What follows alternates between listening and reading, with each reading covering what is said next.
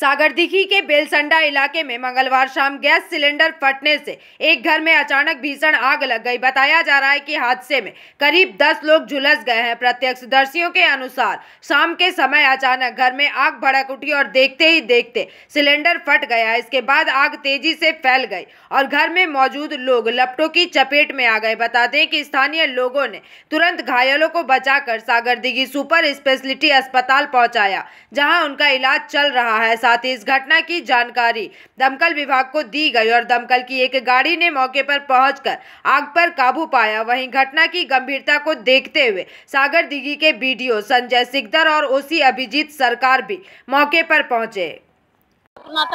চা করতে যে আসলে তো গ্যাসে চা করে এবার গ্যাসে বোধহয় লিক ছিল মনে হয়, ওরা জানছে না তো। এবার গ্যাসটা ধরা যায়, এবার চা করতে যায়, এবার ভটাম করে শব্দ হচ্ছে।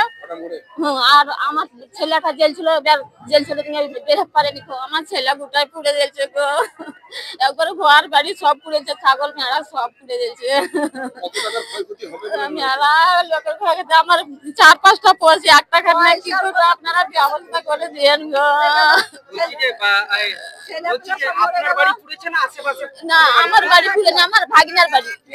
আপনার ভাগিনার বাড়ি তো? হ্যাঁ আমার ভাগিনার বাড়ি। তো আমার বাচ্চাটা পুড়ে গেছে, যে আমার ছেলেটা একটা খাটলা ছেলে গো, কি করে খাবে। আগুন নেভাতে এসেছিল? হ্যাঁ নিভা জেগে এবার বের হতে পারেনি। আর আপনার বাড়ি কত আহত হয়েছে? এই একটা মাস পার পাশাপাশি। সিলিন্ডার ব্লাস্ট হয়েছে, মানে কি কারণে হতে পারে? কি কারণে সেটা তো আমি বলতে পারছি না, হয়তো লিক টিক হয়ে গেছিল। আমরা তো কোনো গন্ধ টন্ধ কিছু পাইনি। আর মা আর বাবা আর ছোট ভাই ঘরে ছিল। এখন মা বাবা আসুক, তাদের কাছে আপনারা জিজ্ঞেস করবেন, তারাই মানে বলতে পারবে সঠিক ঘটনাটা। আমার নাম চুমকি দাস। আপনি কে হচ্ছেন? আমি মেয়ে হচ্ছি। আপনার গ্রামে বিয়ে হয়েছে? না, আমার নপাড়াতে বিয়ে হয়েছে, সাগরদিঘি ওই নপাড়া।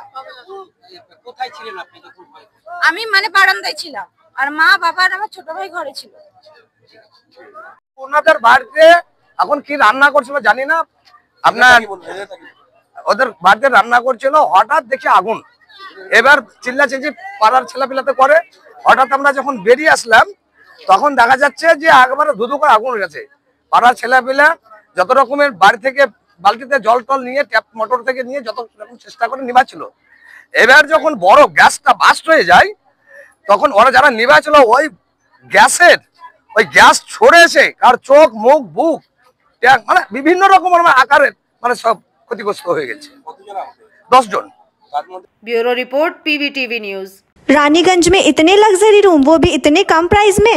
मैं बात कर रही हूँ रानीगंज के NSD रोड में लोकेटेड होटल अतिथि इन के बारे में। यहाँ पे आपको फैमिली, फ्रेंड्स और कॉर्पोरेट के लिए रूम्स मिल जाएंगे, वो भी सिर्फ 1500 स्टार्टिंग प्राइस में। यहाँ पे आपको super deluxe room, Dulux room, regular room के साथ साथ प्योर वेज रेस्टोरेंट, जहाँ से आप अपने रूम तक टेस्टी फूड ऑर्डर कर सकते हैं। ये होटल हाइजीनिक और क्लीन होने के साथ साथ 27 हेल्पिंग फैसिलिटी भी देती है। High speed wifi, TV with fully AC interior, 24/7 room service, good ambience, clean cupboards, separate geyser facilities, clean washrooms, smoking area. अगर आपका भी प्लान है रानीगंज में स्टे करने के लिए तो आपके लिए ये एक अच्छा ऑप्शन हो सकता है। आप यहाँ पर रूम ऑनलाइन प्लेटफॉर्म मेक माई ट्रिप से भी बुक कर सकते हैं। अगर आप मेरी वीडियो दिखाते हैं तो आपको मिलेगा एक्स्ट्रा 20% ऑफ। अतिथि इन होटल आपको रानीगंज स्टेशन से 5 मिनट वॉकिंग डिस्टेंस पे मिल जाएगा। और इन्फॉर्मेशन के लिए आप इन्हें कॉल भी कर सकते हैं। Thank you for watching.